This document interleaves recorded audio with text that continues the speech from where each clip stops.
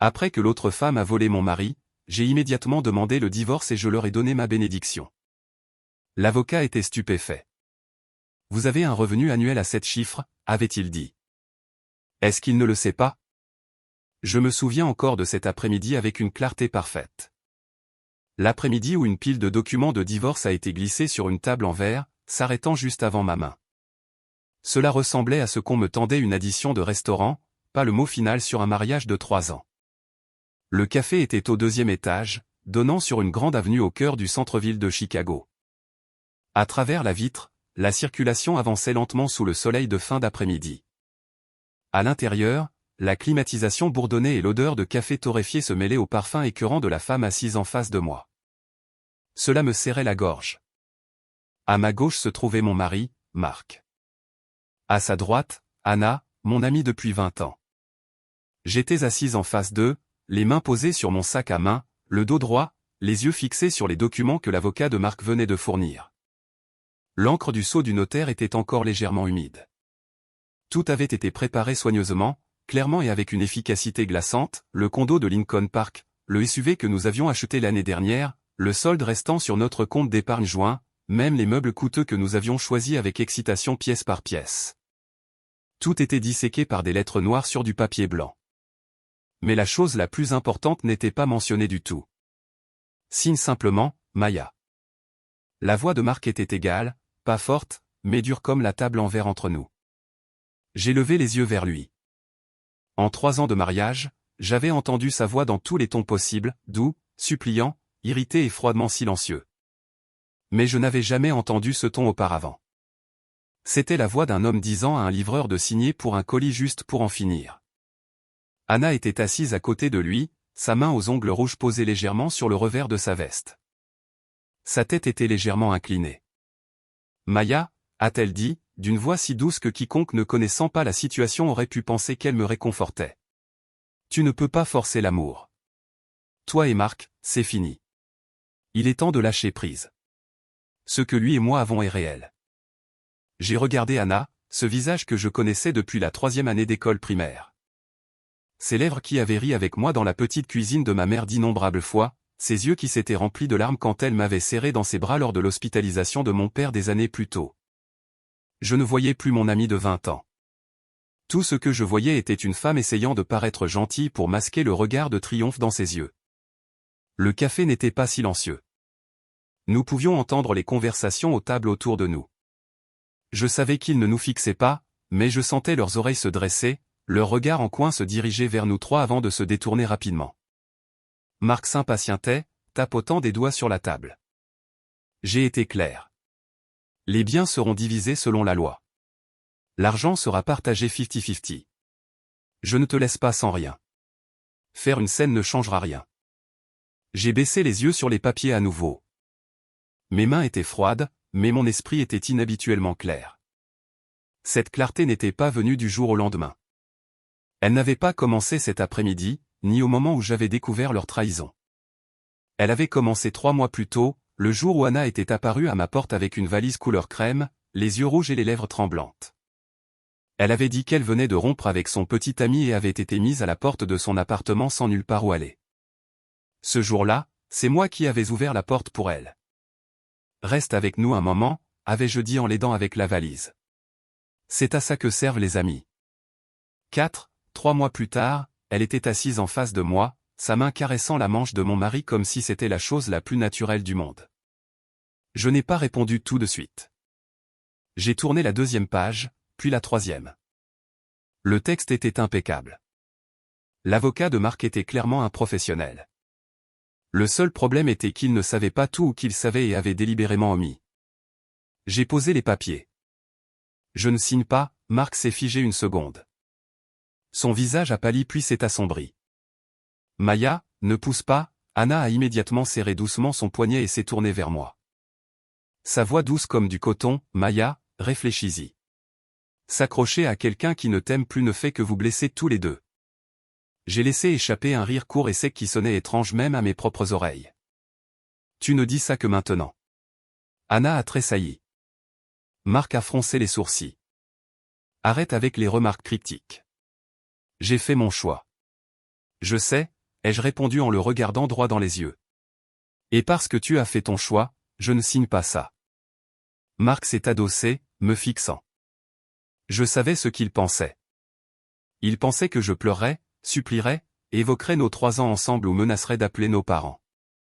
Il pensait que je ferais tout ce qu'une femme trahie est censée faire avant de signer finalement les papiers sans défense, mais je n'ai rien fait de tout cela. J'ai sorti mon téléphone de mon sac. Marc a froncé les sourcils. Qui appelles-tu? Je n'ai pas répondu, j'ai juste composé le numéro. Le téléphone a sonné une fois avant qu'une voix calme et prudente d'homme ne réponde.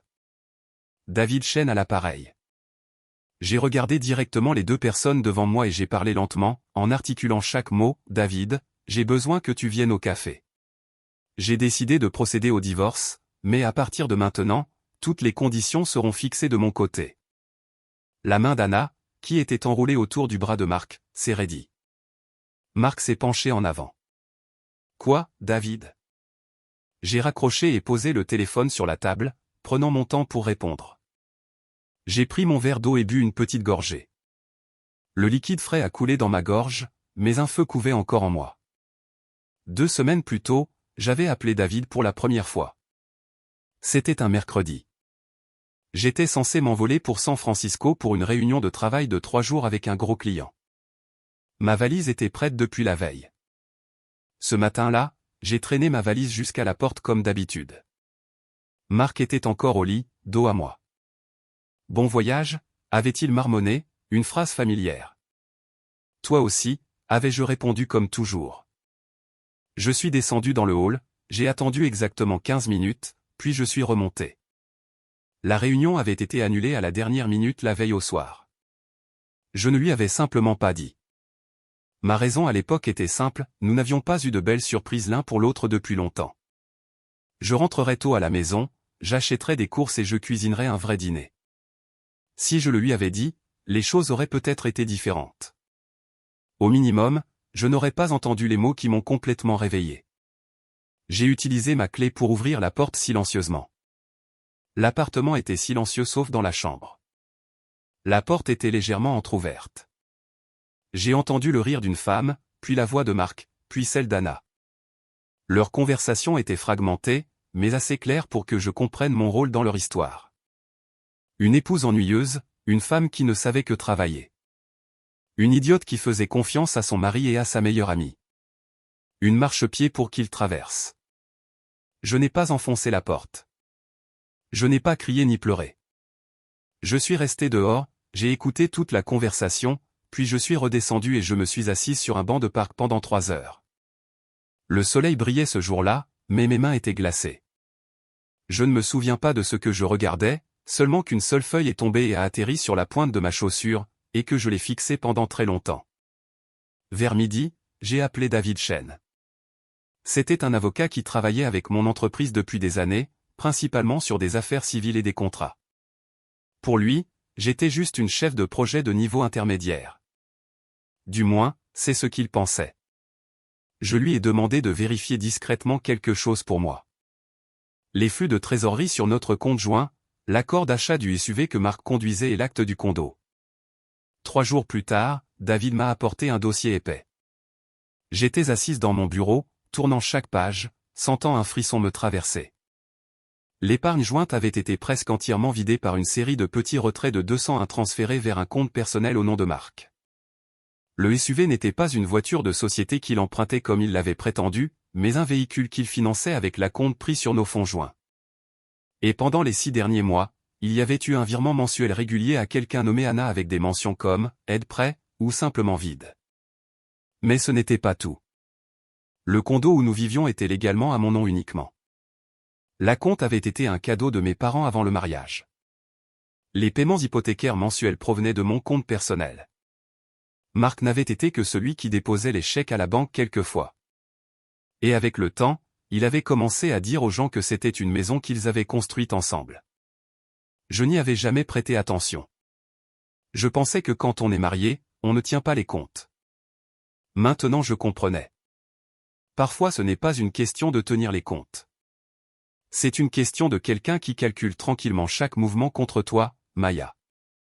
La voix de Marc m'a ramené au présent. Je te le demande une dernière fois. Qu'est-ce que tu prévois de faire? J'ai posé les deux mains sur la table, joignant les doigts pour les empêcher de trembler. Je l'ai regardé, puis Anna. C'est une question que je devrais te poser. À vous deux. Anna s'est mordu la lèvre, essayant de maintenir une expression calme.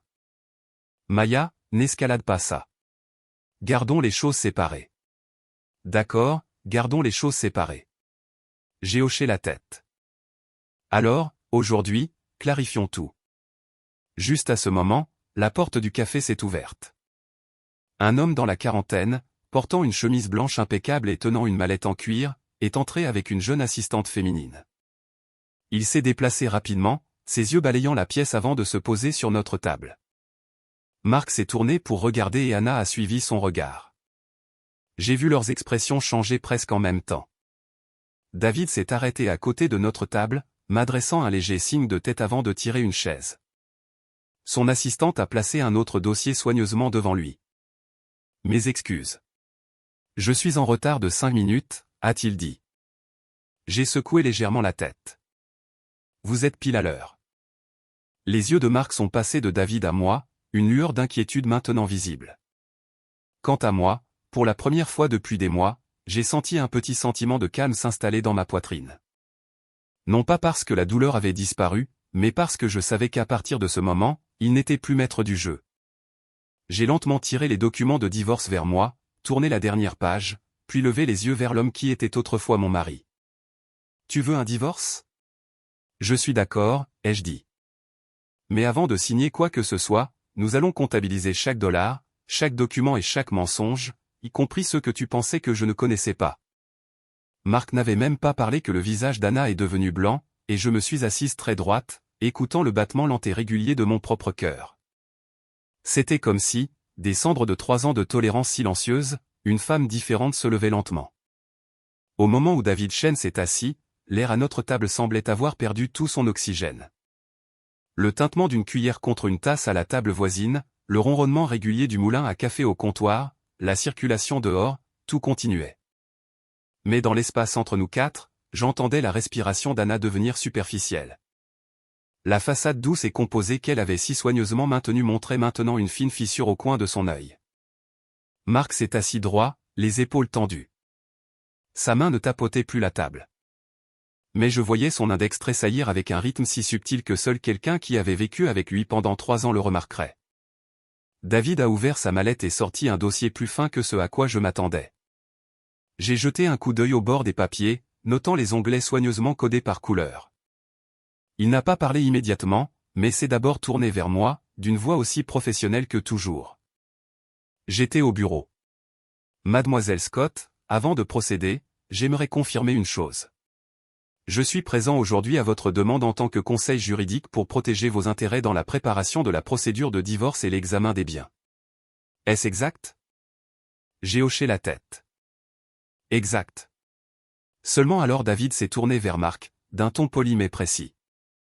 Je suis David Chen, l'avocat de Mademoiselle Scott. Si vous avez tous deux déterminé que le mariage est irréconciliable, je suggère qu'à partir de maintenant, toutes les discussions s'en tiennent strictement aux documents, aux chiffres et aux bases légales. Cela fera gagner du temps aux deux parties. Marc a laissé échapper un rire creux sans humour. Impressionnant, Maya.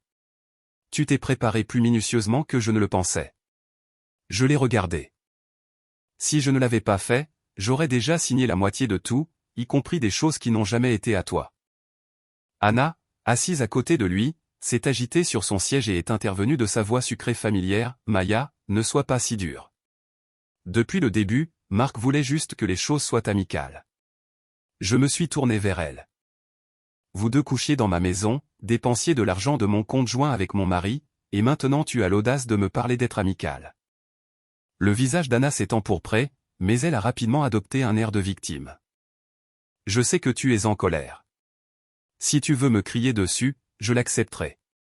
Mais quand il s'agit de sentiments, ne me parle pas de sentiments. Je l'ai coupé. Ma voix n'était pas forte, mais assez tranchante pour la faire taire. Si c'était vraiment une question de sentiments, tu n'aurais pas eu besoin d'être si trompeuse. David a ouvert son dossier, sortant le premier document et le plaçant au centre de la table. Allons à l'essentiel. Selon le certificat de titre du condominium à Lincoln Park, la seule propriétaire est Maya Scott. L'acompte initial a été transféré d'un compte appartenant aux parents de Mademoiselle Scott vers son compte personnel. Par la suite, tout l'historique des paiements hypothécaires montre des fonds provenant du compte personnel de Mademoiselle Scott. Marc a ricané. Et alors? Une fois marié, c'est tout bien marital. L'expression de David n'a pas changé. Les fonds utilisés pour les dépenses de vie commune peuvent être difficiles à délimiter. Cependant, tout bien avec une preuve claire d'être une propriété séparée et reconnue comme telle par la loi.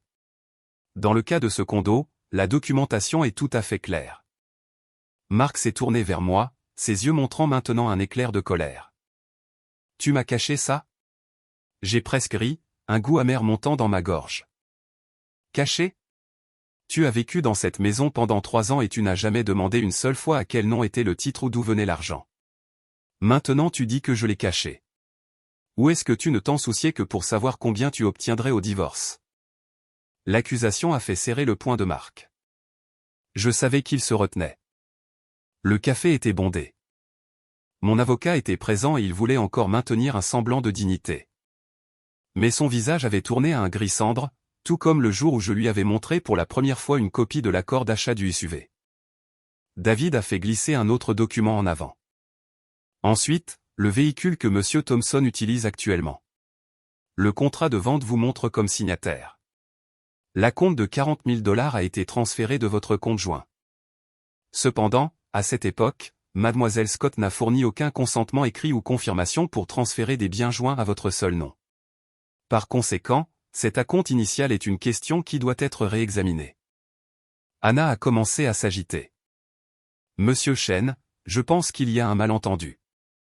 La voiture est pour le travail de Marc.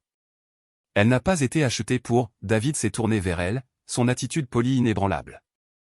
Excusez-moi. Je travaille actuellement avec Monsieur Thompson et Mademoiselle Scott. Comme vous n'êtes pas parti à cette affaire, je vous demanderai de vous abstenir de parler en leur nom. La déclaration a été faite si doucement, pourtant elle était assez tranchante pour faire avaler ces mots à Anna. J'ai jeté un coup d'œil et vu sa main agrippant l'ourlet de sa jupe, le rouge de son vernis à ongles paraissant criard et fort. Marc a pris une profonde inspiration, sa voix tendue mais essayant le calme. Bien, disons que le condo est hors de question et que la voiture doit être recalculée. Et l'épargne? Par la loi, c'est toujours un bien joint. David a hoché la tête. Correct. C'est pourquoi il faut en rendre pleinement compte. Au cours des 7 derniers mois, il y a eu de multiples retraits du compte joint totalisant près de 90 000 $. La majorité a été transférée vers votre compte personnel, et de là, une partie de ces fonds a ensuite été transférée à une autre personne. Personne n'avait besoin de dire son nom. Anna savait que l'autre personne était elle. Son visage est devenu mortellement pâle. Marc a frappé la table de la main, faisant trembler les verres d'eau. Je prêtais de l'argent à une amie. Qu'est-ce qui ne va pas avec ça? Anna traversait une période difficile. Je l'ai regardée lentement. L'amie de qui? La tienne ou la mienne? La tienne, bien sûr. Mon amie, ai-je répété, qui avait besoin que mon mari lui transfère secrètement des dizaines de milliers de dollars en versement. Mon ami qui est resté dans ma maison, portait mes affaires, utilisait mes affaires, et couchait ensuite avec mon mari. J'ai fait une pause, le regardant directement dans les yeux. Continue, Marc. J'écoute. Le café semblait tomber silencieux. Je savais que plus Dieu était sur nous maintenant, mais je ne me sentais plus honteuse. J'avais avalé le pire de ma honte ce matin-là, debout devant la porte de ma propre chambre. Après cela, les regards des étrangers n'étaient rien de plus qu'une brise passagère. Anna a soudain éclaté en larmes. Maya, s'il te plaît, ne dis pas ces choses en public. Je sais que j'ai eu tort, mais nous n'avons jamais voulu te blesser autant. Je l'ai fixé longtemps. Il y a des visages que tu as connus toute ta vie. Des visages que tu pensais pouvoir reconnaître les yeux fermés. C'est seulement quand ils te trahissent que tu réalises que les choses les plus familières peuvent être les plus trompeuses. Dès le moment où tu as traîné cette valise dans ma maison, tout était intentionnel, ai-je dit, d'une voix basse mais chaque mot parfaitement clair. J'étais juste trop stupide pour le croire jusqu'à la fin. Anna a ouvert la bouche pour parler, mais n'a pas pu former les mots. Marc s'est instinctivement tourné vers elle. C'était un regard rapide, mais j'y ai vu l'impatience. Ils n'étaient plus le front uni qu'ils avaient été au début. Les gens qui croient tenir toutes les cartes sont souvent comme ça. Au moment où tu touches leur point le plus faible, ils commencent à se regarder avec du blâme dans les yeux. David a fermé le dossier à moitié, sa voix toujours mesurée. Je vous dis cela maintenant pour que vous compreniez la situation, monsieur Thompson.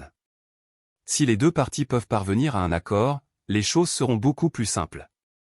Cependant, si vous insistez sur ce projet et omettez délibérément des biens qui doivent être remboursés ou ne déclarez pas les biens liés, Mademoiselle Scott a tout droit de demander au tribunal d'enquêter sur les flux de fonds.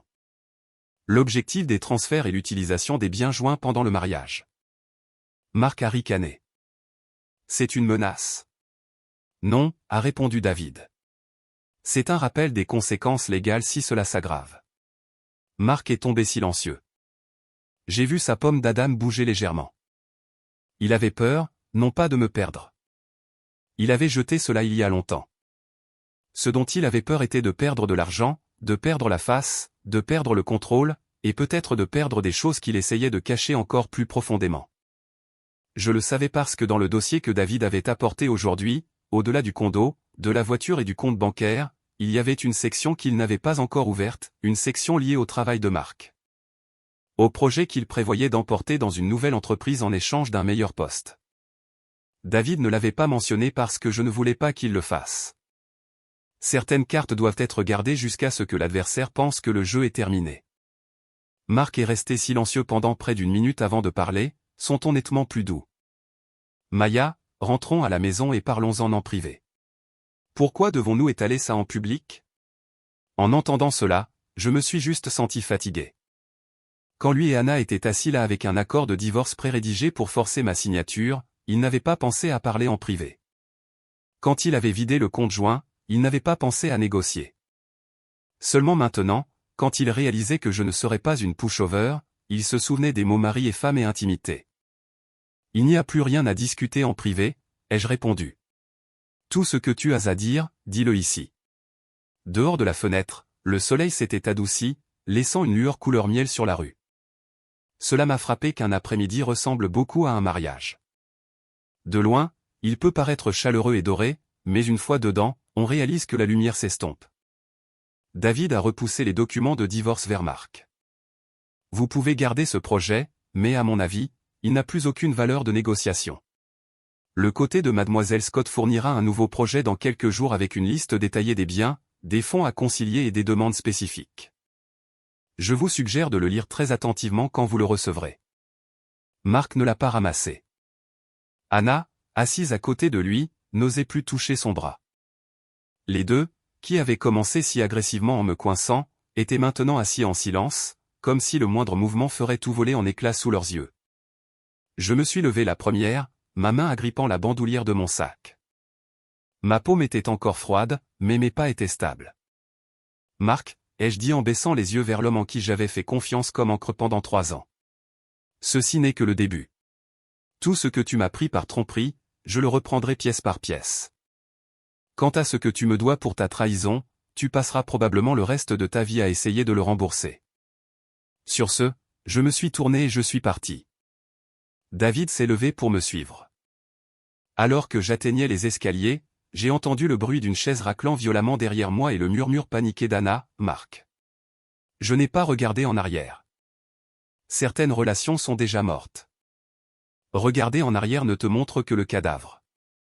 Dehors du café, la brise du soir était fraîche et vive contre mon visage. Je suis resté quelques secondes à l'ombre d'un arbre sur le trottoir. David ne m'a pas pressé. Il est juste resté tranquillement à mes côtés. Après un moment, il a demandé doucement, « Ça va ?» J'ai regardé les voitures passer, sentant une vive douleur dans ma poitrine. Mais cette fois, la douleur ne m'a pas fait tomber. C'était comme une blessure qui venait d'être nettoyée. Ça piquait comme l'enfer, mais au moins ça avait arrêté de suppurer. « Je vais bien ?» ai-je répondu, puis ajouté après une longue respiration. « Mais je ne pense pas que ça se terminera juste par le partage des biens, David. » Il s'est tourné pour me regarder, et j'ai rencontré son regard. La partie sur son travail. Demain, je te dirai tout. Le vent a soufflé à nouveau.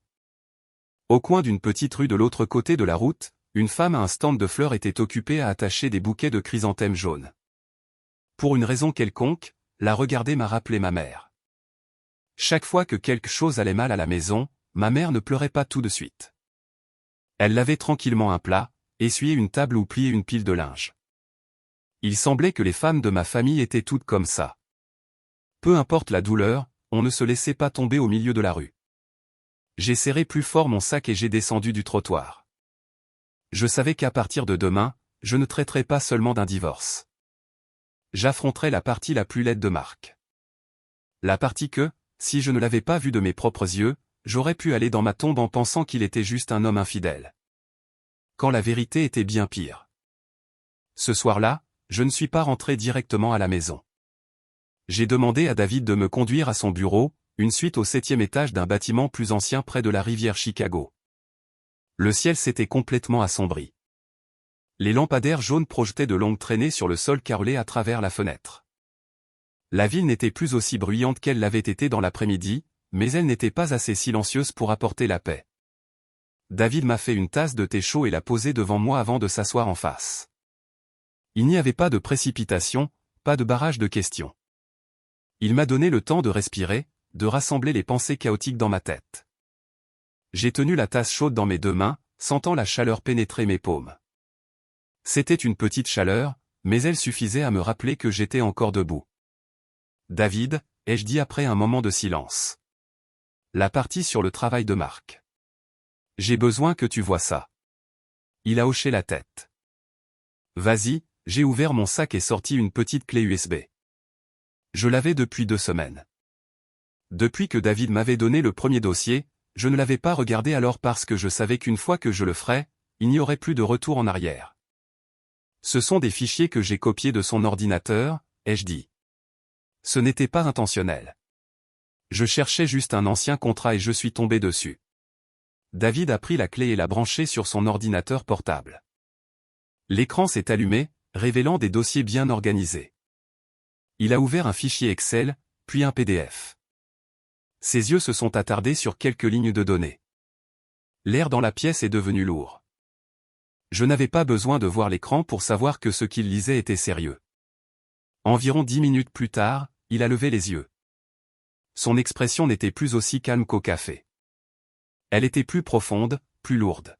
« Êtes-vous certaine que ces fichiers appartiennent à Monsieur Thompson ?»« J'en suis certaine », ai-je répondu. Le compte de connexion est le sien et les échanges de mails sont de son adresse professionnelle. David a hoché lentement la tête. Si ce qui est là est exact, alors ce n'est plus seulement un litige sur les biens matrimoniaux. Je l'ai regardé. Que voulez-vous dire? Il a fermé l'ordinateur portable à moitié comme s'il choisissait ses mots avec soin. Entendre cela confirmé ressemblait à un coup au ventre. Ce n'était pas une surprise. J'avais soupçonné autant quand j'avais vu les fichiers pour la première fois, mais entendre quelqu'un d'autre le dire faisait aussi mal que la découverte initiale. J'ai travaillé dans cette entreprise pendant presque 8 ans, ai-je dit lentement. J'ai commencé comme associé et j'ai gravi les échelons jusqu'à chef d'équipe. Je traite chaque projet comme s'il était le mien et il a utilisé ça pour négocier un nouveau poste. David m'a regardé, baissant la voix. Que allez-vous faire? Je n'ai pas répondu immédiatement. Je me suis approché de la fenêtre. En bas, les phares des voitures formaient une rivière sans fin. Certaines personnes rentraient chez elles. D'autres étaient encore dehors pour gagner leur vie et certaines, comme moi, se tenaient à un carrefour, incertaines de combien elles venaient de perdre. J'y ai beaucoup réfléchi ces 2 dernières semaines, ai-je dit, le regard toujours fixé sur la ville en bas. Si ce n'était que l'affaire, j'aurais pu simplement signer les papiers, diviser les biens et couper les liens. Une rupture nette. Mais ce n'est plus seulement une affaire personnelle. David est resté silencieux, me laissant finir. Je ne peux pas me taire, ai-je continué. Non pas parce que je veux me venger, mais parce que si je me tais, les gens qui m'ont fait confiance, mes collègues qui ont travaillé à mes côtés, en souffriront. En parlant, je pensais à la salle de conférence au travail, où j'avais combattu pour chaque proposition, pour chaque chiffre. Je pensais à mon équipe qui avait passé des nuits blanches avec moi pour respecter les délais. Et je pensais à la façon dont Marc se tenait là, me tapotant l'épaule, me disant à quel point il était fier de moi. Il s'est avéré que certains mots ne sont pas faits pour être gardés, seulement pour servir de couverture. David a hoché la tête, son expression calme à nouveau. Si c'est votre décision, je vous aiderai. Vous préparez tout ce dont vous avez besoin. Mais vous devez comprendre qu'une fois que cela sortira, ce ne sera pas juste un avertissement. Il y aura probablement une enquête interne, peut-être même des actions légales. Je comprends, ai-je répondu, et je l'accepte. Il m'a regardé un autre moment. Alors demain vous devriez rencontrer directement la direction de votre entreprise. Présentez tout ce que vous avez. Quant à moi, je préparerai simultanément les documents de divorce de la manière la plus avantageuse pour vous. Y compris en demandant des éclaircissements sur les fonds que M. Thompson a détournés. Je suis retourné à la table et j'ai pris une gorgée de thé. Il était à moitié froid maintenant, mais l'amertume restait. Merci, ai-je dit.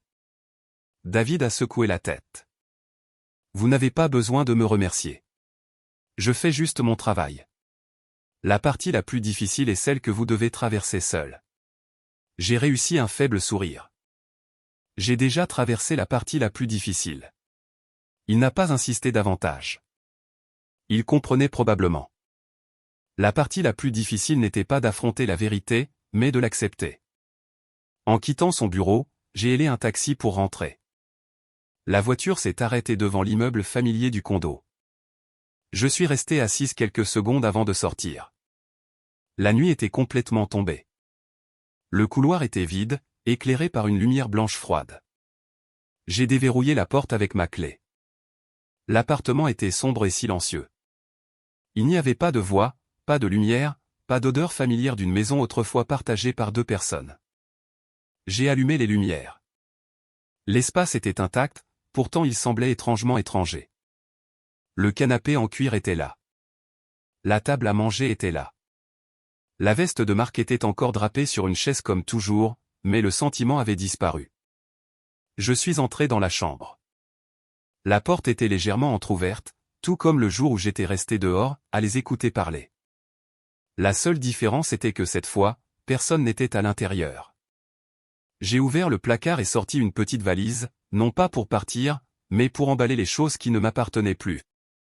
J'ai plié les vêtements de Marc un par un et les ai placés dans la valise. Ni trop vite, ni trop lentement, juste comme ma mère le faisait quand elle nettoyait la maison. Certaines choses semblent si ordinaires jusqu'à ce que tu doives les emballer pour la dernière fois. Alors tu sens leur vrai poids.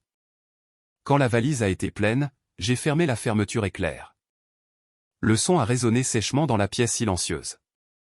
Je l'ai placé dans le coin, l'ai regardé un moment, puis je me suis détourné. Je n'ai pas pleuré cette nuit-là. J'étais allongé au lit, fixant le plafond. Mon esprit n'était plus rempli d'images d'Anna ou du son des mots de Marc. Il n'y avait qu'un sentiment très clair, c'était vraiment fini. Mais une fin n'est pas la fin. Demain matin, je marcherai dans mon bureau, non pas comme une épouse trahie, mais comme quelqu'un qui devait protéger ce qu'elle avait passé 8 ans à construire. Et je savais qu'au moment où cette porte s'ouvrirait, ma vie prendrait une nouvelle direction. Une où personne ne pourrait jamais piétiner ma confiance si facilement à nouveau. Dehors de la fenêtre, le ciel a commencé à s'éclaircir. Un nouveau jour se levait, un jour ordinaire. Mais pour moi, c'était le début d'un voyage différent. Le lendemain matin, je me suis réveillé plus tôt que d'habitude. Non pas parce que j'avais une tâche urgente, mais parce que je ne supportais plus de rester dans ce lit. Certains endroits qui étaient autrefois un sanctuaire peuvent, après une crise, devenir les plus étouffants. Je suis allé à la cuisine, j'ai allumé la bouilloire et j'ai fait une tasse de café comme n'importe quel autre jour. L'arôme a rempli l'appartement silencieux, mais il ne semblait plus familier. Je préparais autrefois 2 tasses chaque matin, une pour moi, une pour Marc. Il aimait le sien noir, sans sucre. Certains jours il était pressé, en prenait une gorgée et partait. Et le reste, je le versais, pensant que c'était une petite chose, pas digne d'une seconde pensée. Maintenant, debout seul, regardant la vapeur s'élever de ma tasse unique, je voyais toutes les choses que j'avais auparavant négligées avec une clarté parfaite. Je n'ai pas fini le café. Je l'ai posé et je suis allé m'habiller. Aujourd'hui, j'ai choisi un tailleur pantalon gris clair, simple, propre, professionnel. J'ai mis un maquillage minimal et attaché mes cheveux proprement. En me regardant dans le miroir, j'ai vu mon propre visage, mais mes yeux étaient différents. Ils n'étaient plus troubles ou pleins d'espoir. Ils étaient froids de lucidité. Avant de partir, je me suis arrêté dans le coin de la pièce où la valise de Marc était posée, emballée et prête depuis la veille. Je l'ai regardé un moment, puis je l'ai traîné dehors et l'ai placé près de la porte d'entrée. Je ne l'ai pas descendu. Je l'ai juste laissé contre le mur où il la verrait au moment où il rentrerait. Certaines choses n'ont pas besoin d'être dites. Un seul regard suffit. J'ai verrouillé la porte et suis entré dans l'ascenseur. Dans l'espace clos, mon reflet me fixait depuis l'acier poli.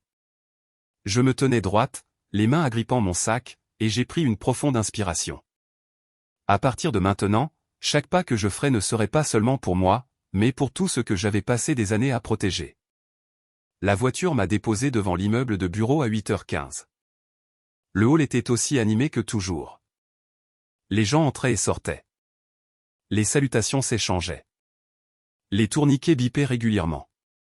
Personne ne savait ce qui se passait dans ma tête, et je ne voulais pas qu'ils le sachent.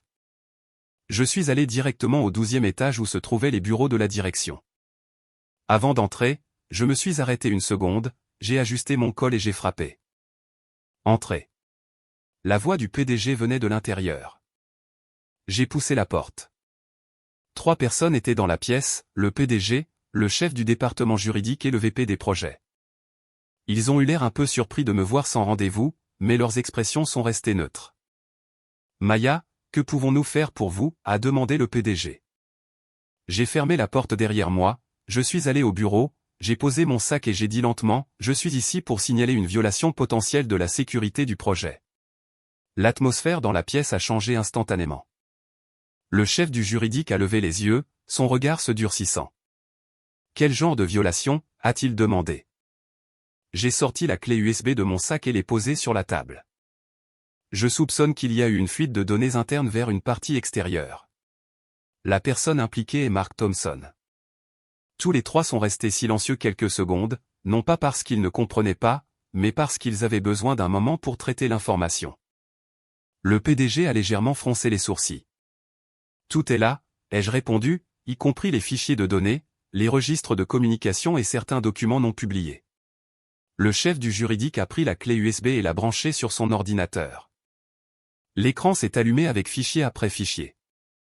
Il les a parcourus rapidement, ses yeux s'arrêtant sur une liste de clients. Je pouvais voir le changement dans son expression, du scepticisme à l'attention et enfin à une grave préoccupation. Maya, êtes-vous certaine que ces données proviennent de notre système interne, a-t-il demandé. Certaine, ai-je dit. Je gère ce projet directement. Je reconnais chaque fichier. Le VP des projets a posé les mains sur la table, d'une voix basse, si c'est vrai, c'est plus qu'une violation de la politique de l'entreprise. J'ai hoché la tête. Je comprends. Le PDG n'a pas parlé tout de suite. Il a fixé l'écran longtemps avant de se tourner vers moi. Maya, je dois demander, êtes-vous impliqué d'une manière ou d'une autre? La question ne m'a pas surprise. Dans tout environnement d'entreprise, quand un problème surgit, la personne la plus proche de la source est toujours la première questionnée. Non, ai-je répondu directement. Et je suis ici aujourd'hui précisément pour prévenir tout malentendu futur. Le PDG m'a regardé quelques secondes de plus, puis a hoché légèrement la tête. Je vous crois. Juste ces 3 mots, mais j'ai senti une boule se former dans ma gorge. Parfois, la seule chose qui te garde debout est la confiance de quelqu'un d'autre. Le chef du juridique a éteint l'affichage et s'est tourné vers le PDG. Je recommande de révoquer immédiatement tous les accès système de Marc et de lancer un audit complet. Nous devons le faire maintenant. Le PDG a hoché la tête. Faites-le et gardez-le confidentiel dans le cercle nécessaire. Puis il s'est tourné vers moi.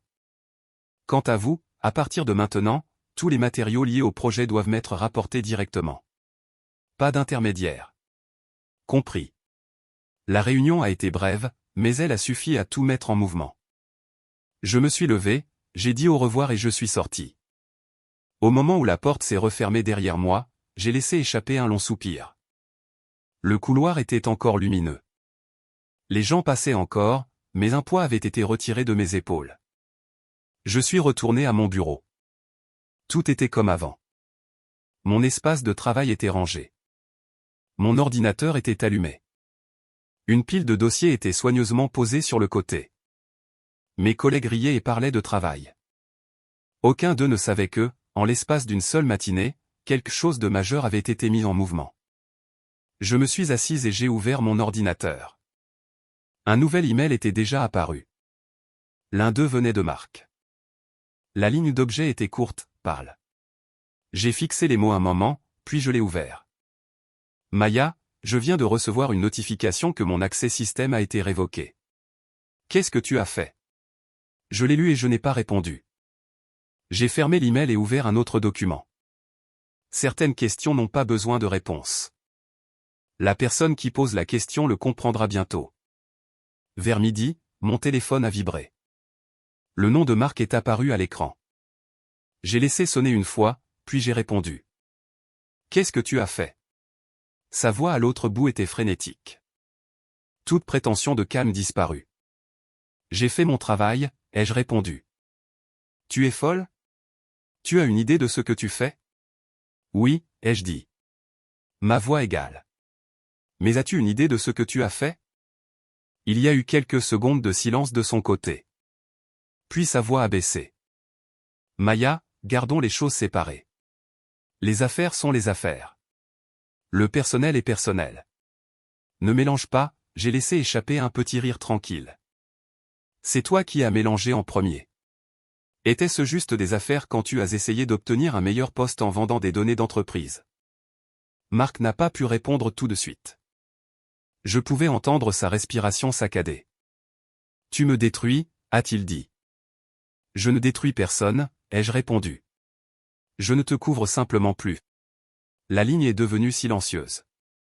Je savais que certaines choses, une fois dites, ne peuvent jamais être reprises. Je rentre à la maison ce soir, a dit Marc après un moment. Nous devons parler. Ce n'est pas nécessaire, ai-je répondu. Viens juste récupérer tes affaires. Je les ai déjà emballées. Maya. J'ai mis fin à l'appel. J'ai posé mon téléphone sur le bureau et regardé par la fenêtre. Le soleil de midi était brillant, se reflétant sur les bâtiments d'en face avec un éclat qui me faisait plisser les yeux. Dans cette lumière, je voyais plus clairement le chemin sur lequel j'étais. Ce n'était pas facile. Ce n'était pas agréable, mais c'était le seul chemin que je pouvais choisir si je voulais sauver ce qui restait de moi-même. Cet après-midi-là, une onde silencieuse a traversé l'entreprise. Quelques personnes ont été appelées en réunion privée. Quelques systèmes ont été audités, et le nom de Marc Thompson a commencé à être mentionné en murmure avec des questions qui n'étaient plus. Je ne faisais pas partie de ces conversations. J'étais juste assise à mon bureau et continuais mon travail comme chaque jour. Certaines choses, une fois mises en mouvement, tu n'as pas besoin de regarder. Elles trouveront leur propre conclusion. À la fin de la journée, j'ai rangé mes affaires et je suis parti. En passant devant la grande salle de conférence, j'ai vu que la porte était fermée, les lumières allumées à l'intérieur. Je ne me suis pas arrêté. Dehors de l'immeuble, le soleil s'était adouci.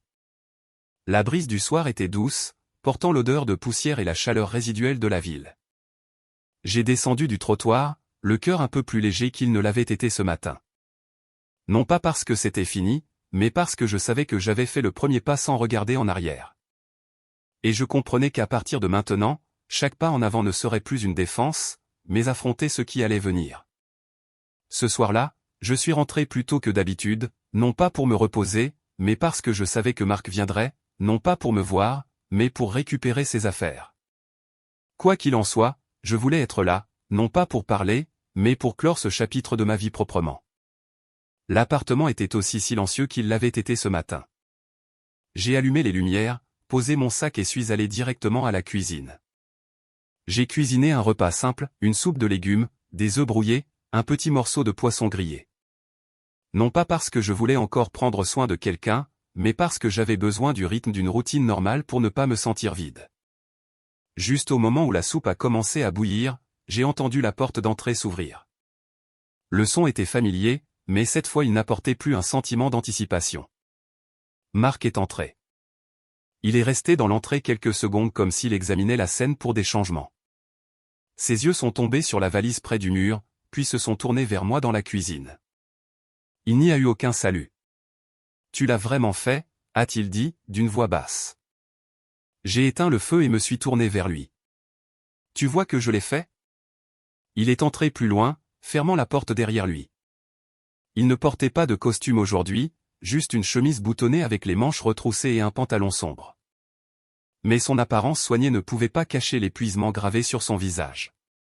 L'entreprise m'enquête, a-t-il dit. Je sais que tu n'avais pas à aller aussi loin. Je n'ai rien fait, ai-je répondu. J'ai juste arrêté de te couvrir. Marc a laissé échapper un rire amer sans humour. Tu as changé vite. Je l'ai regardé puis sa valise. Je n'ai pas changé. J'ai juste vu les choses clairement. Il est tombé silencieux. La tension entre nous était différente de celle du café. Elle était plus lourde, comme l'air dans une pièce scellée depuis trop longtemps. Maya, a-t-il dit, baissant la voix. On peut juste parler une minute? Je n'ai pas refusé, mais je ne l'ai pas non plus invité à s'asseoir. Je suis juste resté debout face à lui à une distance où nous ne nous toucherions pas. J'ai écouté et je n'ai pas ressenti de colère. J'ai ressenti une profonde tristesse. Tristesse qu'il pense encore que je pouvais revenir à la personne qui restait silencieuse pour garder la paix. Tu me demandes de mentir pour toi, ai-je demandé. J'ai juste besoin de plus de temps, a-t-il dit rapidement. J'ai une grande opportunité dans une nouvelle entreprise. Si ça sort, tout sera ruiné. Alors, tu veux prendre ce que tu as volé et me laisser ici pour nettoyer le bazar? Marc a froncé les sourcils. N'est-ce pas un peu dur? J'ai secoué la tête. C'est juste la vérité. Il a fait un pas plus près, sa voix s'adoucissant. Je l'ai regardé et j'ai vu non pas du remords dans ses yeux, mais de la panique. De la panique pour son travail, pour son avenir, pour toutes les choses qu'il était sur le point de perdre. Pas pour moi. Tu te trompes, ai-je dit lentement.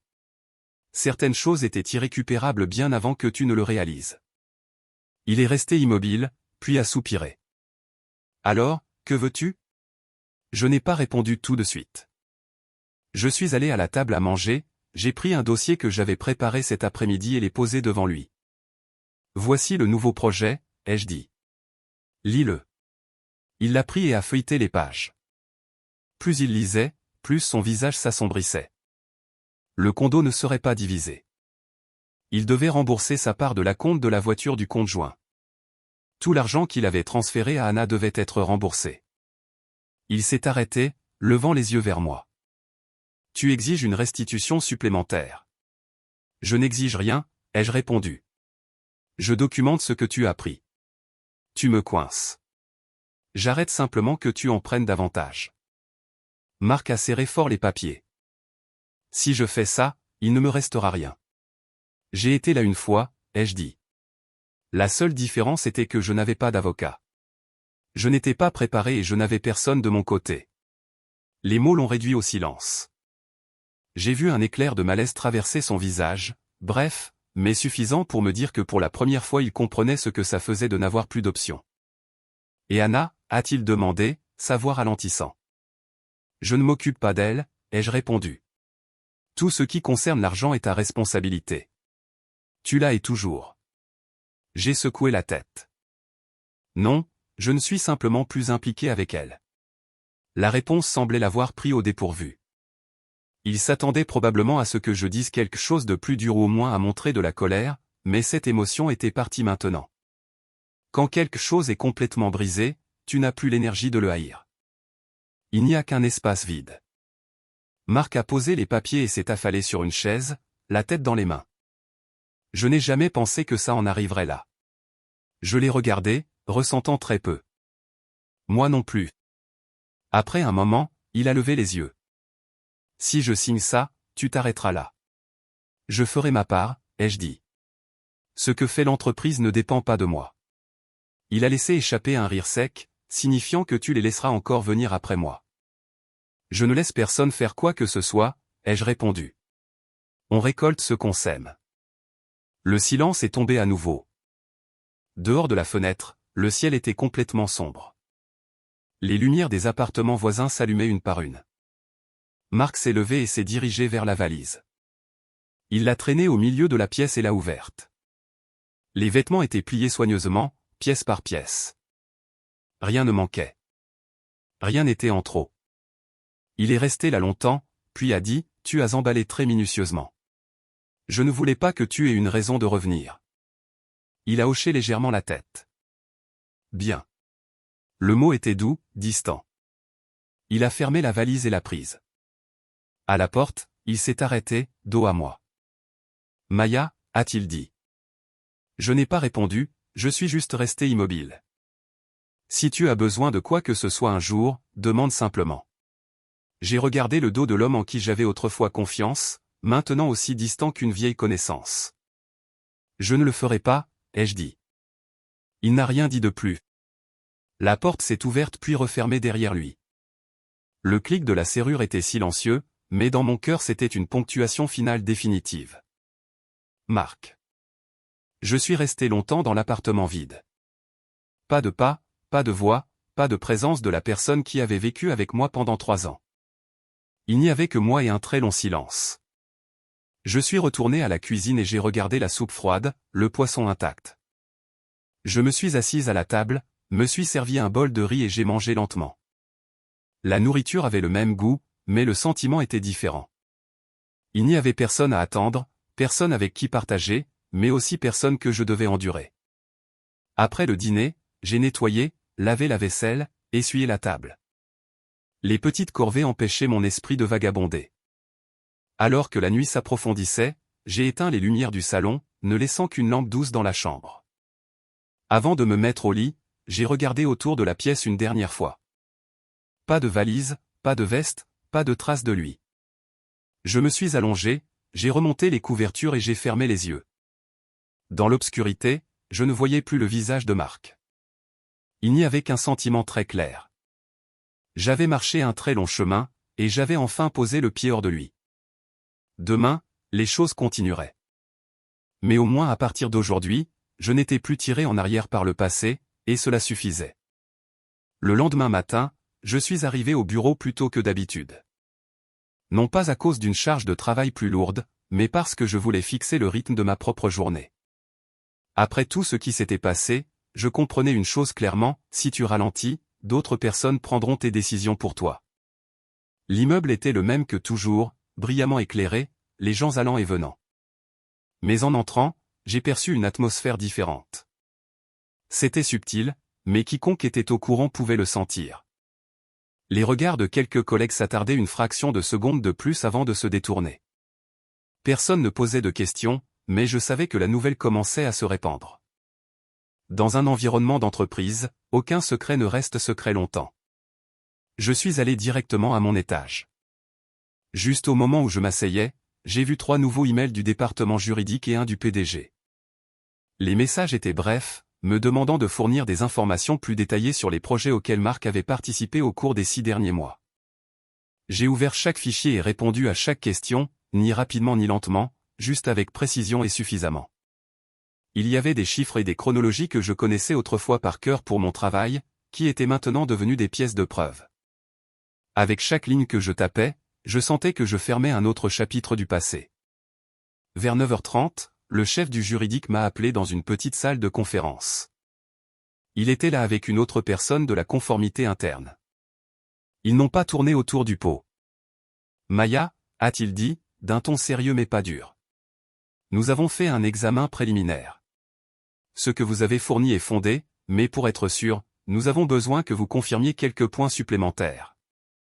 J'ai hoché la tête. Allez-y et demandez. La réunion a duré près d'1 heure. Chaque détail a été réexaminé, chaque fichier recoupé.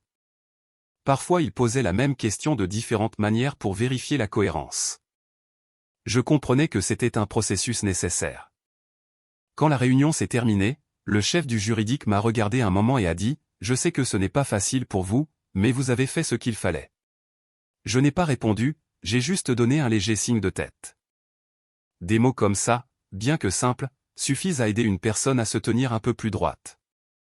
En quittant la salle de conférence, je suis retourné à mon bureau.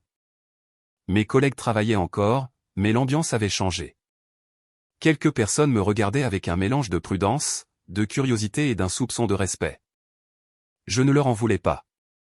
Quand quelque chose de gros arrive, les gens ont tendance à observer de loin avant de décider où se placer. À l'heure du déjeuner, j'ai reçu un texto d'un numéro inconnu. Maya, c'est Anna. On peut se voir un petit moment? J'ai fixé le message longtemps. Son nom sur l'écran ramenait un flot de souvenirs de notre enfance aux repas partagés, aux histoires de famille et aux jours où elle avait apporté sa valise chez moi. Je n'ai pas répondu immédiatement. J'ai posé mon téléphone et continué à travailler. Mais environ 10 minutes plus tard, un deuxième message est arrivé.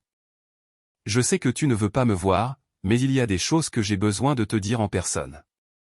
J'ai regardé l'écran à nouveau, non pas parce que je voulais entendre ses excuses, mais parce que je comprenais que certaines choses, si elles ne sont pas abordées une fois pour toutes, traîneront indéfiniment. J'ai répondu, 15 heures. Le vieux café, a-t-elle répondu presque instantanément. D'accord. Cet après-midi-là, j'ai quitté le bureau à l'heure. En chemin, mon esprit était calme. Pour certaines rencontres, tu n'as pas besoin de te préparer. Tu as juste besoin d'apporter de la clarté. Le café était le même qu'avant, la même table, la même fenêtre donnant sur la rue, la même lumière d'après-midi sur la table. La seule différence était que cette fois Marc n'était pas là. Anna était arrivée en premier. Elle était assise le dos droit, les mains sur les genoux, l'expression tendue. Quand elle m'a vu entrer, elle s'est levée par réflexe. Maya, a-t-elle appelé doucement. J'ai hoché la tête et me suis assise en face d'elle. Quelques secondes de silence se sont étirées entre nous. Le serveur est passé. J'ai commandé un verre d'eau. Anna a commandé un café, mais quand il est arrivé, elle n'y a pas touché.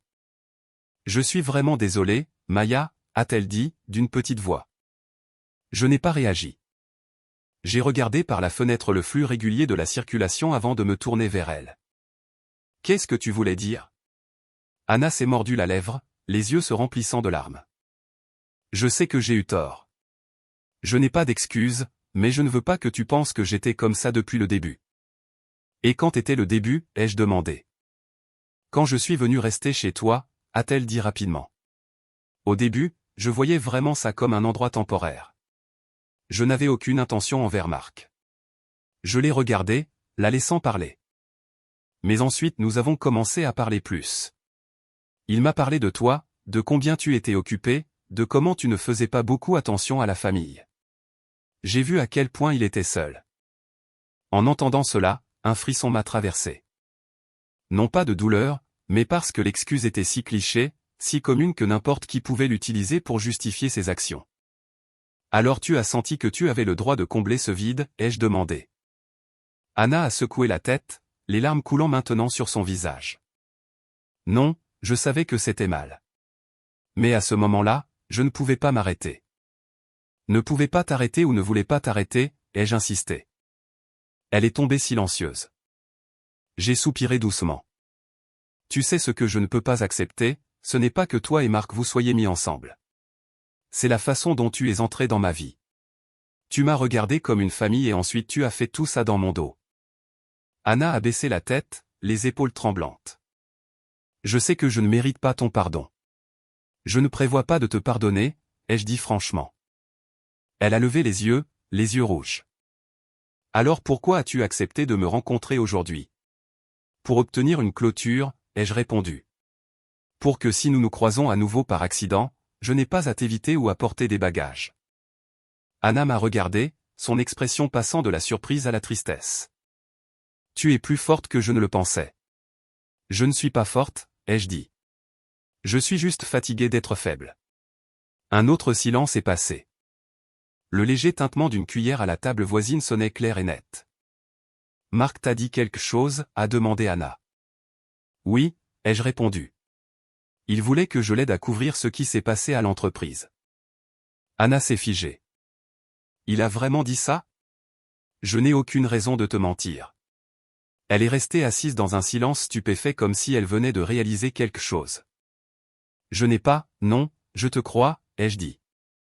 Parce que si tu avais su, tu ne serais probablement pas assise ici à me le demander. Anna a fait un sourire triste. Peut-être que je pensais qu'il était différent. Nous le pensions toutes les deux, ai-je répondu. Cette déclaration a amené un silence final entre nous. Non pas parce qu'il n'y avait plus rien à dire, mais parce que tout ce qui devait être dit l'avait été. Je me suis levé la première. Je m'en vais. Anna s'est aussi levée. Maya, je suis vraiment désolé. Je l'ai regardée une dernière fois. Son visage était encore celui que j'avais connu pendant des années, mais tout à l'intérieur était différent. Je t'ai entendu, ai-je dit. Mais tu devrais garder cette excuse pour toi-même. Sur ce, je me suis tourné et je suis sorti du café. La brise de l'après-midi était fraîche et douce.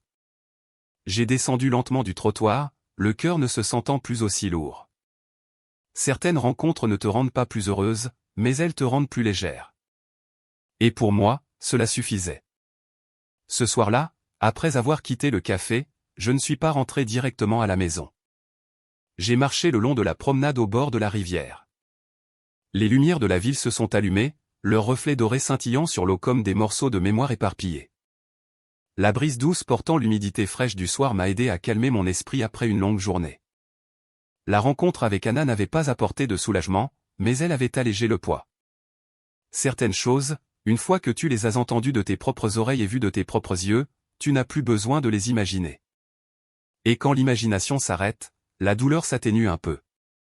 Je me suis arrêté près de la rambarde, regardant l'eau sombre. À ce moment, j'ai pensé à ma mère. Je ne lui avais pas dit depuis le début, non pas pour le cacher, mais parce que j'avais besoin de traverser la première partie seule. Mais maintenant, avec tout au grand jour, je savais que je ne pouvais pas rester silencieuse pour toujours. J'ai sorti mon téléphone et composé son numéro. Il a sonné 2 fois avant qu'elle ne décroche. Maya. Sa voix était chaleureuse et lente, comme je m'en souvenais. Salut, maman. C'est moi. Tu as été occupée? J'ai appelé plusieurs fois et tu n'as pas répondu. J'ai serré plus fort le téléphone.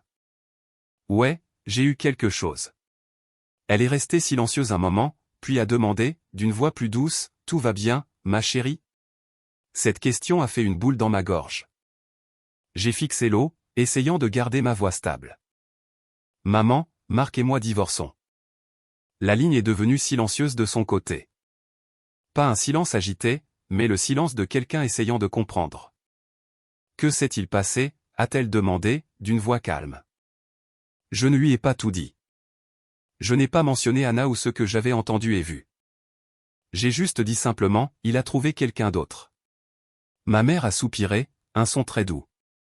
Je vois. Juste ces 2 mots, mais j'ai entendu tellement plus dedans. Pas de surprise, pas de blâme, juste une triste acceptation. Ça va, a-t-elle demandé. J'ai réussi un petit rire, bien qu'elle ne puisse pas le voir. Je vais bien. Vraiment bien, a-t-elle insisté. J'ai fait une pause un moment. J'y arrive. Elle n'a pas demandé de détails. Elle a juste dit, si tu es fatigué, rentre à la maison quelques jours. Ces mots ont fait brûler mes yeux. J'ai baissé les yeux vers la rivière, mon reflet flou dans les lumières scintillantes. D'accord, je vais arranger ça, ai-je répondu. Très bien, quoi que ce soit, parle-moi. Ne garde pas tout pour toi. Je le ferai. J'ai raccroché, je suis resté là un peu plus longtemps, puis je me suis tourné pour rentrer à la maison. Cette nuit-là, j'ai dormi mieux que je ne l'avais fait depuis longtemps. Non pas parce que tout était résolu, mais parce que je ne portais plus le fardeau seul. Le lendemain matin, je suis allé au bureau comme d'habitude. Mais au moment où j'ai mis le pied dans le hall, je pouvais sentir un changement tangible. Ce n'était plus juste des regards curieux. Cette fois, il y avait des murmures.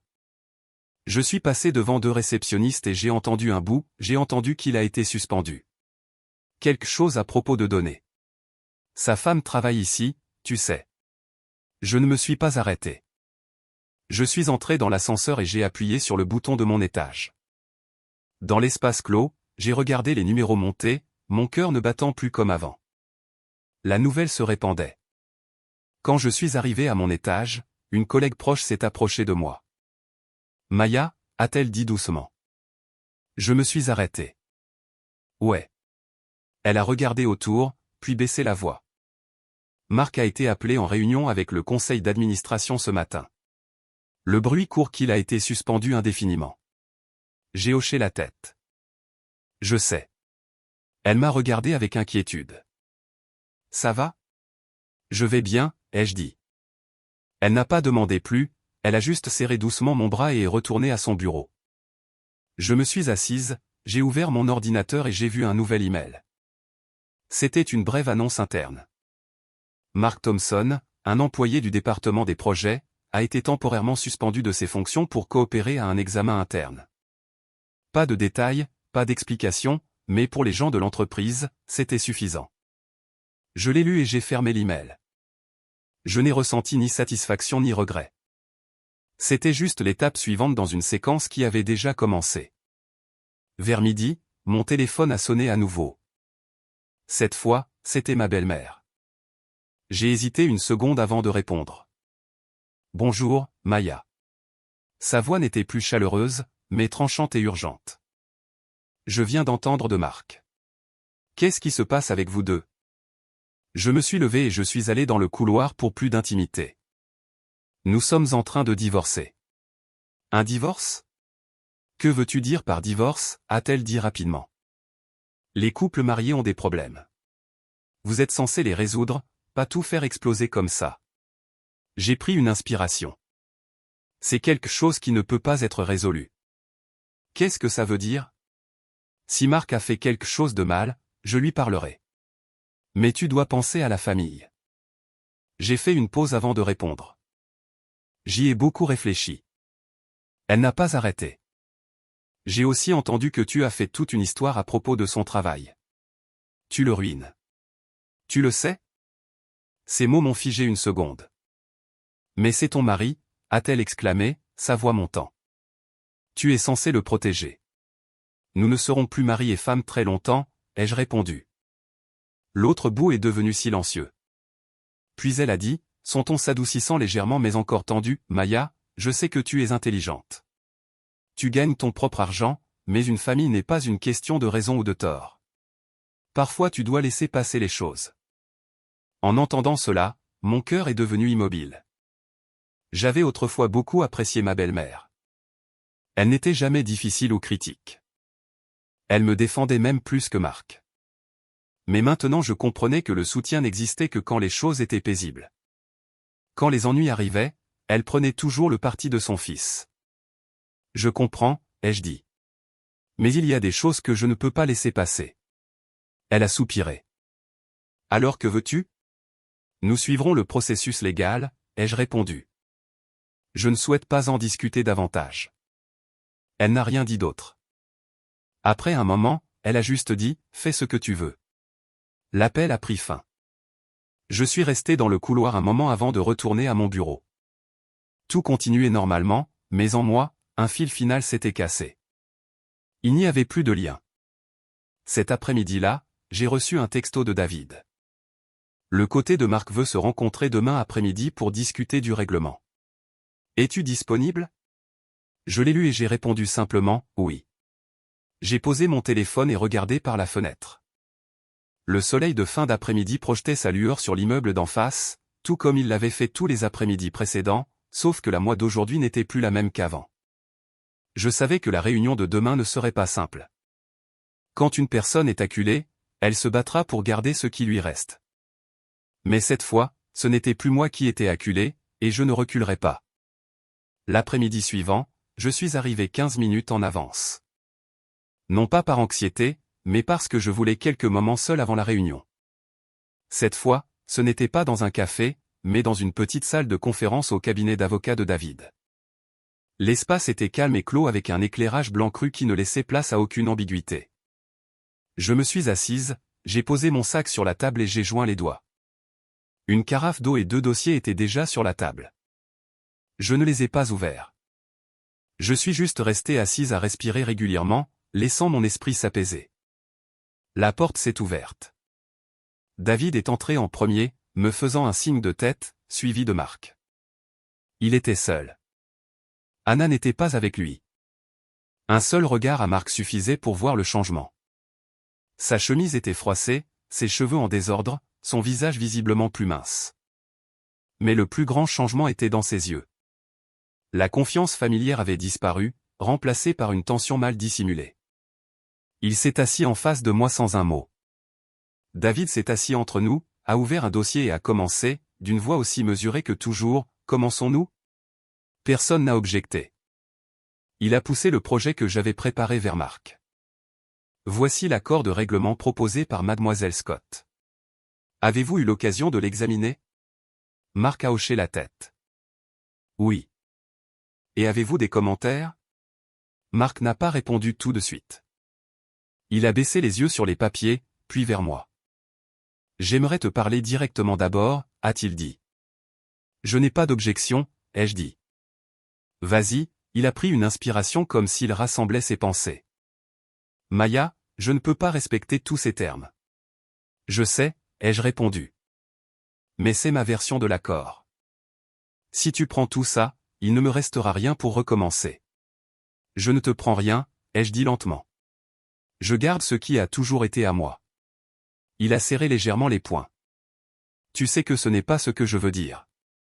Je sais exactement ce que tu veux dire. Je l'ai regardé droit dans les yeux. Tu veux garder ce que tu as pris? La déclaration l'a fait tressaillir. David n'est pas intervenu, il a juste continué à prendre des notes. Maya, a dit Marc, baissant la voix. Je ne nie pas que j'ai eu tort, mais tu dois me donner une issue. Je l'ai fait, ai-je répondu. Je ne demande rien au-delà de ce qui est documenté. Mais tu as inclus l'argent que j'ai utilisé pour, il s'est arrêté, cherchant une façon de dire le nom d'Anna. J'ai inclus les fonds qui ont quitté notre compte joint, ai-je clarifié. À qui tu l'as utilisé, c'est ton affaire. La tension dans la pièce s'est épaissie, mais elle n'a pas explosé. C'était comme une corde tendue à sa limite absolue, prête à se rompre au moindre contact. Marc s'est adossé à sa chaise, a jeté un coup d'œil au plafond une seconde, puis m'a regardé à nouveau. « As-tu encore des sentiments pour moi » a-t-il demandé. La question ne m'a pas surprise. C'était un dernier effort pour me ramener à mon ancien moi. Les sentiments n'ont rien à voir avec ça, ai-je dit. C'est une question de bien et de mal. Alors si j'accepte tout, tu ne me compliqueras plus les choses. Je ne t'ai jamais compliqué les choses, ai-je répondu. Tu te les compliquais toi-même. Il a laissé échapper un rire creux sans son. Tu parles comme un avocat maintenant. J'ai dû apprendre, ai-je dit. Un long silence a suivi. David a finalement parlé, j'aimerais clarifier un point. Si un accord ne peut pas être atteint, cette affaire ira au tribunal. À ce stade, tous les fonds, biens et même les facteurs liés aux violations des devoirs matrimoniaux pourront être examinés plus en profondeur. Je vous fais confiance pour comprendre les implications, Monsieur Thompson. Marc ne regardait pas David. Il gardait les yeux sur moi. Tu veux vraiment aller aussi loin, a-t-il demandé. Si je dois le faire, ai-je répondu. Il a hoché lentement la tête comme s'il comprenait enfin. J'ai besoin de temps, a-t-il dit. Tu as eu du temps, ai-je contré. Depuis que j'ai envoyé le projet. J'en ai besoin de plus, a-t-il insisté. Au moins une semaine. Je n'ai pas répondu immédiatement. J'ai jeté un coup d'œil à lui, puis à David. David a dit, une prolongation n'a de sens que si vous avez l'intention de négocier de bonne foi. Si ce n'est qu'une tactique pour gagner du temps, elle est inutile. Marc est resté silencieux quelques secondes. Je signerai, a-t-il dit, d'une voix basse. Mais j'ai besoin de mettre mes finances en ordre. Je l'ai regardé et j'ai vu pour la première fois une déclaration sans aucune échappatoire. 3 jours, ai-je dit. Pas plus. Il a levé les yeux. 3 jours ne suffisent pas, c'est suffisant, ai-je répondu. Tu t'es préparé à ça depuis longtemps. Les mots l'ont figé un moment. Je savais qu'il comprenait ce que je voulais dire. Il avait planifié sa sortie depuis des mois. Il n'avait simplement pas prévu que ça arrive comme ça. Bien, a-t-il dit après un moment. 3 jours. David a pris une note et hoché la tête. Alors c'est réglé. Nous nous réunirons dans 3 jours pour la signature. La réunion semblait terminée, mais Marc ne s'est pas levé. Il est resté assis là à me regarder avec une expression indéchiffrable. Maya, a-t-il dit, d'une voix plus lente.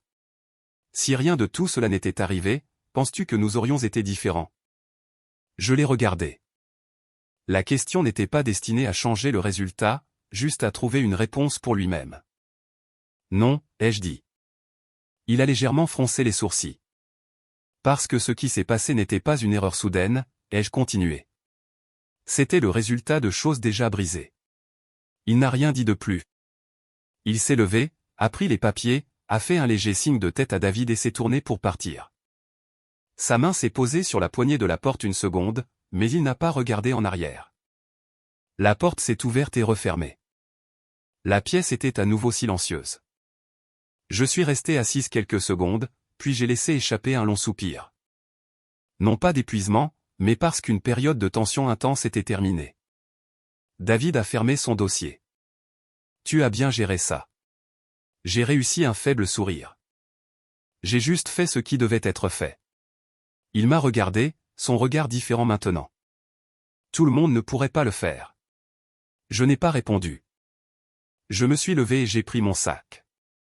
3 jours, ai-je dit. Oui. Il a hoché la tête. J'aurai tout prêt.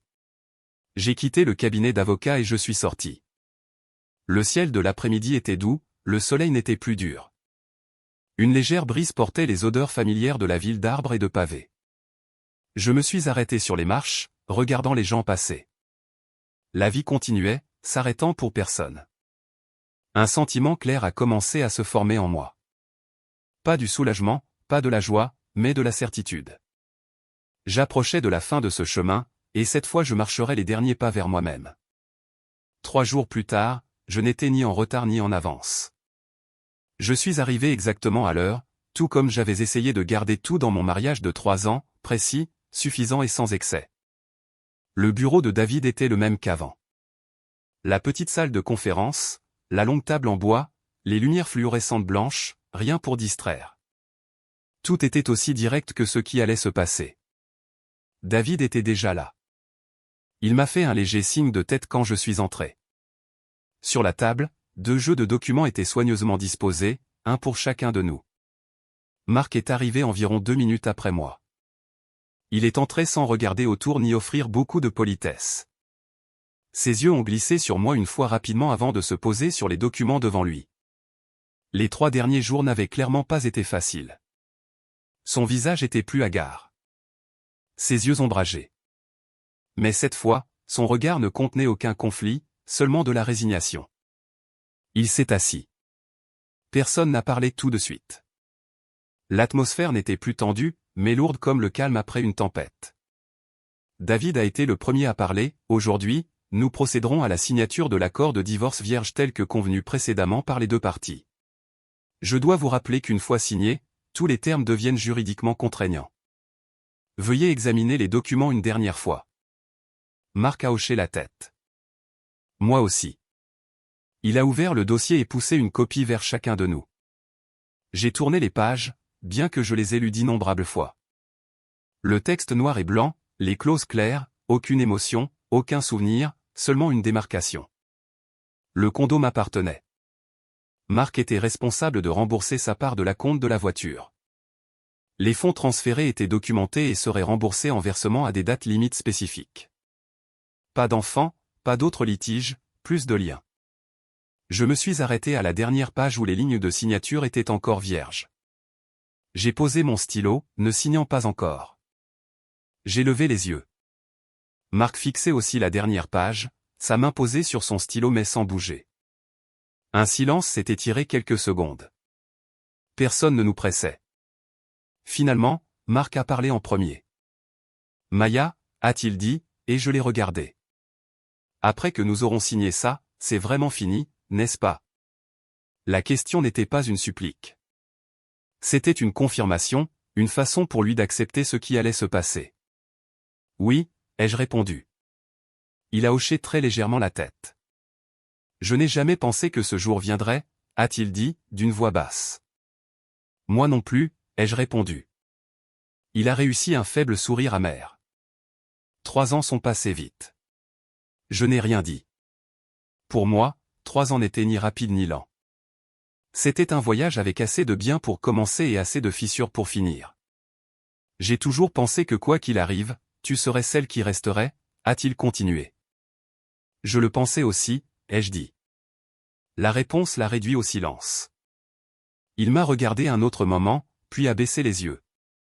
Je suis désolé, a-t-il dit. Cette fois, ce n'était pas une excuse précipitée. C'était lent, clair et lourd. Je l'ai entendu, mais je n'ai pas répondu tout de suite. Certaines excuses arrivent trop tard. Non pas parce qu'elles sont sans signification, mais parce qu'elles ne peuvent plus rien changer. Je t'ai entendu, ai-je dit. C'était tout. Pas de blâme, pas de pardon, juste une reconnaissance. Il a hoché la tête comme s'il comprenait. Il a pris son stylo. Au moment où la pointe a touché le papier, j'ai vu sa main hésiter une fraction de seconde. Une petite pause presque imperceptible. Puis il a signé. Son nom est apparu sur le papier. L'écriture familière que j'avais vue sur tant de documents, factures et même anciennes cartes de vœux. Cette fois, c'était à un endroit différent, un endroit de finalité. Il a posé le stylo. David s'est tourné vers moi. Mademoiselle Scott. J'ai hoché la tête. J'ai pris mon stylo. Ma main était stable. J'ai regardé la ligne de signature et j'ai écrit mon nom, Maya. Mon écriture était la même que toujours, inchangée. Seule la personne qui l'écrivait n'était plus la personne d'il y a 3 ans. Quand j'ai posé le stylo, je n'ai pas ressenti la douleur à laquelle je m'attendais. Il n'y a pas eu de moment qui m'a serré le cœur. Il n'y avait qu'un sentiment très clair, c'est fait. David a ramassé les 2 copies, les a vérifiées une dernière fois et a appliqué son sceau de notaire. C'est finalisé, a-t-il dit. Pas d'applaudissements, pas de félicitations, pas de cérémonie, juste une simple déclaration qui suffisait à mettre fin à un mariage. Marc s'est levé le premier. Il ne m'a pas regardé tout de suite. Il a ajusté son col par habitude, puis s'est tourné. Je m'en vais, a-t-il dit. J'ai hoché la tête. Pas de poignée de main, pas d'étreinte, pas d'adieu. Il s'est tourné et a marché vers la porte. Cette fois il ne s'est pas arrêté. La porte s'est ouverte et refermée. Je suis resté assise quelques secondes de plus, fixant l'espace vide en face de moi. Plus rien à dire. David a rangé les documents dans sa mallette. As-tu besoin qu'on te ramène? Non, merci, ai-je dit. Je peux me débrouiller. Il a hoché la tête.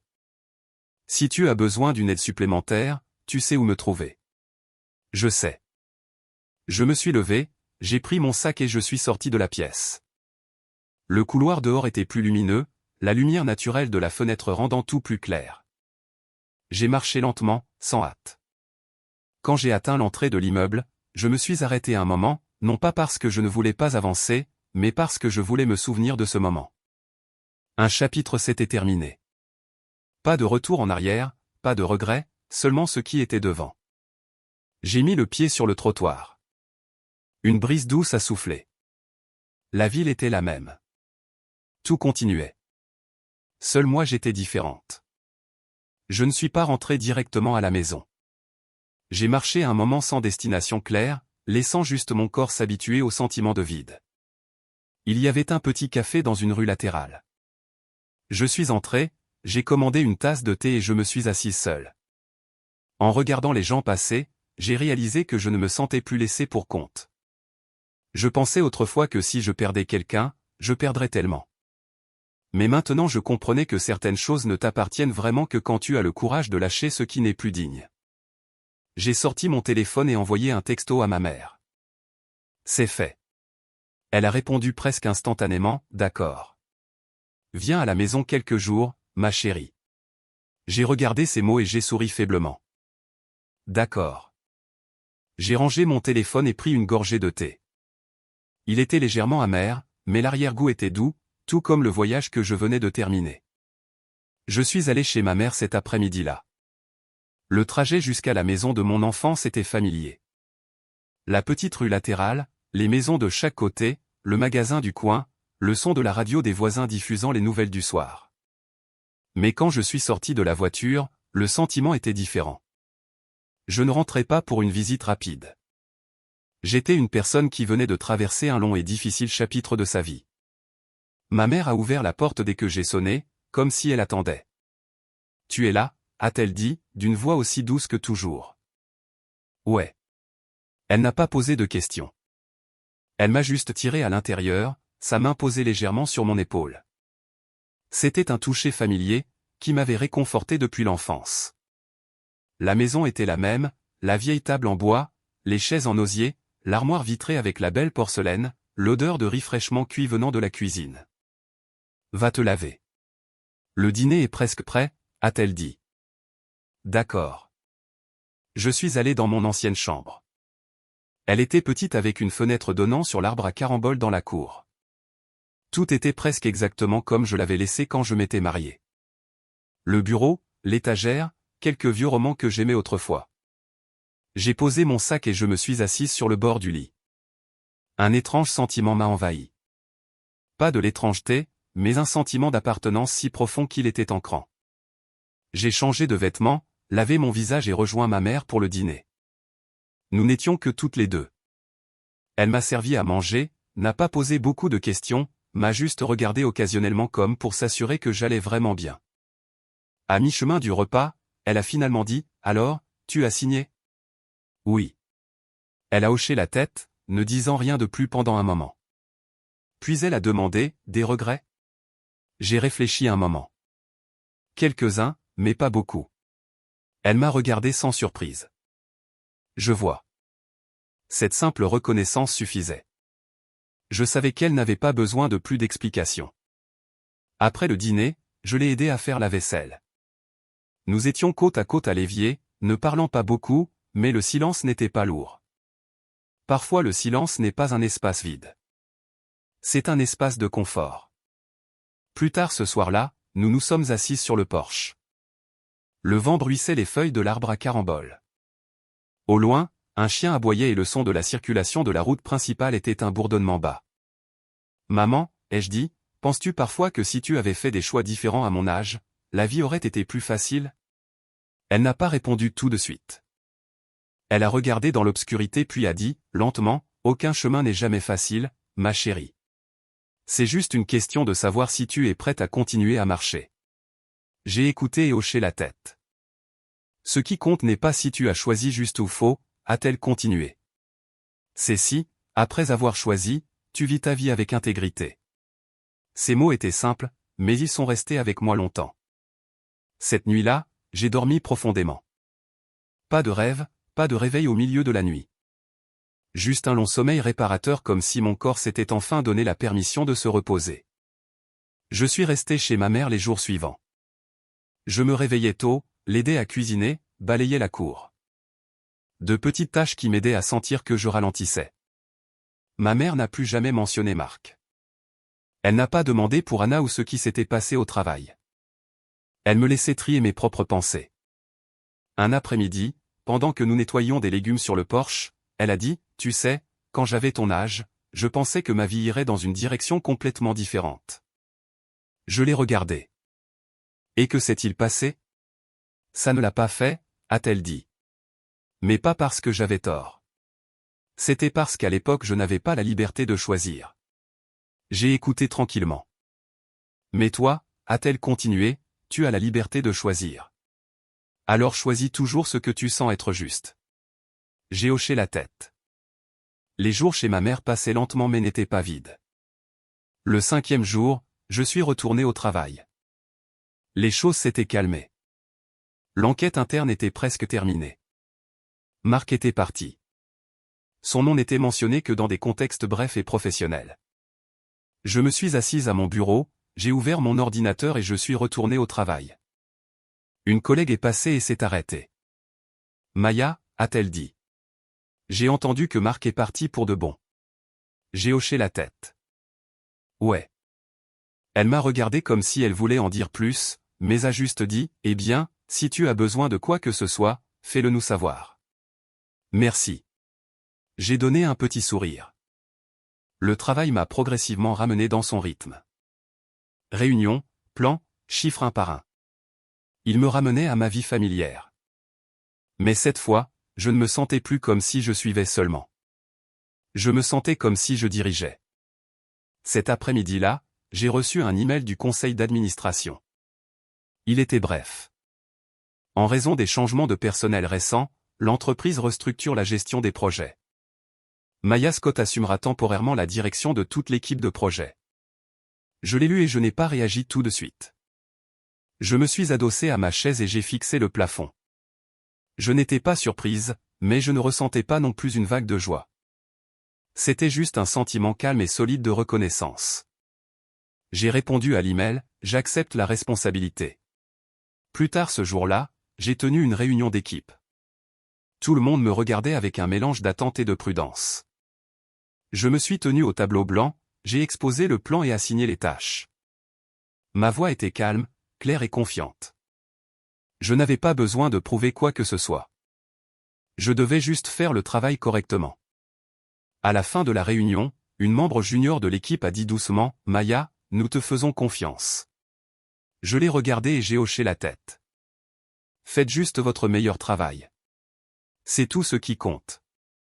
Ce soir-là, je suis retourné à mon appartement. Quand la porte s'est ouverte, le sentiment lourd avait disparu.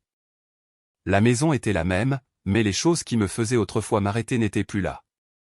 Je suis allé à la fenêtre et l'ai ouverte. Une brise portant les sons et odeurs de la ville est entrée. Je suis resté là à regarder la rue en bas. Pour la première fois depuis longtemps, je ne me sentais plus prise entre deux choix. Il n'y avait qu'une seule route, et j'étais dessus. Dans les mois qui ont suivi, ma vie a trouvé un nouveau rythme naturel. Le travail était exigeant, mais je ne ressentais plus la même pression. J'étais aux commandes. Un soir, mon téléphone a sonné. C'était mon ancienne belle-mère. Elle m'a dit que Marc déménageait vers le sud pour un nouveau travail. Elle m'a souhaité bonne chance. L'appel était paisible. Je n'ai plus jamais revu Marc. J'ai entendu par le bouche à oreille que sa vie était plus petite, maintenant plus calme. Nous étions sur des chemins différents qui ne se croiseraient plus. Anna, j'ai entendu, avait quitté la ville. Son départ était une note de bas de page que je n'avais pas besoin de lire. Un jour, en nettoyant, j'ai trouvé la petite boîte de vieilles photos. Je l'ai ouverte une dernière fois. Les images n'avaient pas changé, mais la personne qui les regardait avait changé. Je ne ressentais plus de douleur ni de regret, juste la calme reconnaissance d'un chapitre terminé. J'ai rangé la boîte au fond d'un placard, non pas pour l'oublier, mais pour ne pas la revisiter. J'ai fermé la porte et je suis allé sur mon balcon. Un nouveau jour commençait. Il n'était pas extraordinaire, mais il n'avait pas besoin de l'être. J'ai enfin compris. Anna n'avait pas volé mon mari. Elle avait seulement pris un homme qui ne m'appartenait plus. Et ce que j'avais réussi à garder n'était pas les biens ou le titre du poste, mais moi-même. Une femme qui avait traversé les décombres sans perdre sa valeur. Une femme qui savait quand s'arrêter et comment recommencer sans avoir besoin de quelqu'un pour lui montrer le chemin. J'ai pris une profonde inspiration, sentant l'air du matin remplir mes poumons. Et puis je me suis tourné et je suis rentré. La vie était devant moi et cette fois je marchais vers l'avant sans regarder.